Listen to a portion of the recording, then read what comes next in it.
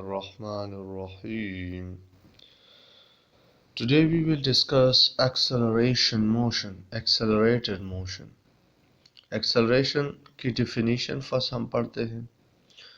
Acceleration is the rate of change of velocity of a body is called acceleration. अगर एक body हमारे पास है वो एक्सेलरेशन प्रोड्यूस कर रहा है, एक्सेलरेटेड मोशन है, तो इसका मतलब है उसकी वेलोसिटी चेंज होगी.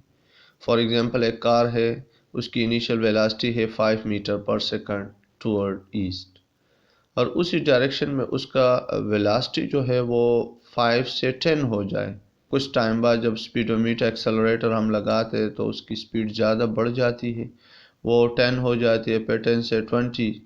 इसी तरह ये वेलोसिटी में जो चेंज आ रहा है विद रिस्पेक्ट टू टाइम, इसको हम एक्सेलरेटेड मोशन कहते हैं. इस टर्म का नाम एक्सेलरेशन. कार को एक्सेलरेट करो, एक्सेलरेट का मतलब है उसकी स्पीड को चेंज कर लो, उसकी वेलोसिटी को चेंज कर लो, तो उसमें एक्सेलरेशन प्रोड्यूस होगी.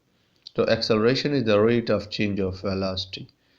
मैथमेटिकल एक्सेलरेशन की सिंबल है ए, उसके ऊपर एरो, क्योंकि ये एक वेक्टर फिजिकल क्वांटिटी है, ये वेलोसिटी पर डिपेंड करता है. तो चेंज इन वेलोसिटी, वेलोसिटी में चेंज कब आएगा? इनिशियल वेलोसिटी और फाइनल वेलोसिटी में फ़र्क होना चाहिए. इनिशियल कम होगा, फाइनल ज़्यादा होगा, इनिशियल ज़्यादा होगा, फाइनल कम होगा. तो इसी तरह हम एक्सेलरेशन को फाइंड आउट कर सकते हैं. The SI unit of acceleration जो है चेंज इन वेलोसिटी मीटर पर सेकंड, वेलोसिटी की यूनिट टाइम की सेकंड, सो इसमें एक सेकंड और भी हो गया, मीटर पर second square. So acceleration is a vector physical quantity. इसकी डायरेक्शन होती है, जो वेलोसिटी चेंज इन वेलोसिटी की डायरेक्शन होगी वही एक्सेलरेशन की डायरेक्शन होगी. इसकी यूनिट मीटर पर सेकंड स्क्वायर है. इसका फार्मूला है change in velocity divide by change in time. अब आते हैं एक्सेलरेशन की टाइप्स की तरफ. हमारे पास जो है एक्सेलरेशन की डिफरेंट टाइप्स हैं. जिस तरह यूनिफॉर्म एक्सेलरेशन, अगर हमारे पास ऐसी एक्सेलरेशन हो, the acceleration of a body having constant magnitude and unchanging direction is called uniform acceleration. अगर हमारे पास एक बॉडी है, उसकी चेंज इन वेलोसिटी इक्वल आ रही है in equal interval of time में, तो उसकी एक्सेलरेशन को हम यूनिफॉर्म कहेंगे.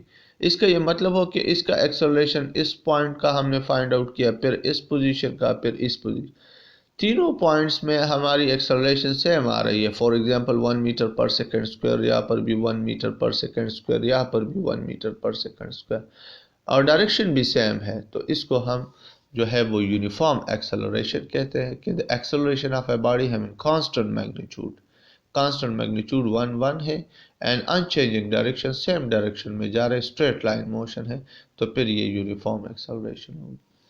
Variable acceleration, if a body change, if the velocity change is not uniform and equal interval, यहाँ पर चेंज जो है वेलोसिटी का, for example change in velocity यहाँ पर 10 है, यहाँ पर 20 है, यहाँ पर 30 है, in equal interval of time में, तो इसका एक्सेलरेशन फॉर एग्जांपल 1 आ गया, इसका फिर 3 आ गया, इसका फिर 4 आ गया, तो ये चेंज आएगा. इस वजह से इसको वेरिएबल एक्सेलरेशन कहते हैं. अगर ये इक्वल चेंज इन वेलोसिटी होता तो फिर इसका ये एक्सेलरेशन सेम आता. So if a velocity change is not uniform and equal interval of time, then the acceleration is variable.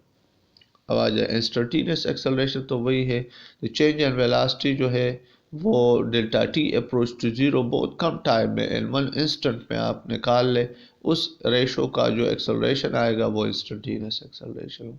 लेकिन ये टाइम अप्रोच टू जीरो होगा, नॉट इक्वल टू जीरो होगा. इसके साथ ही हमारे पास जो है एक्सेलरेशन के 2 टाइप्स है. एक पॉजिटिव एक्सेलरेशन है, एक नेगेटिव एक्सेलरेशन.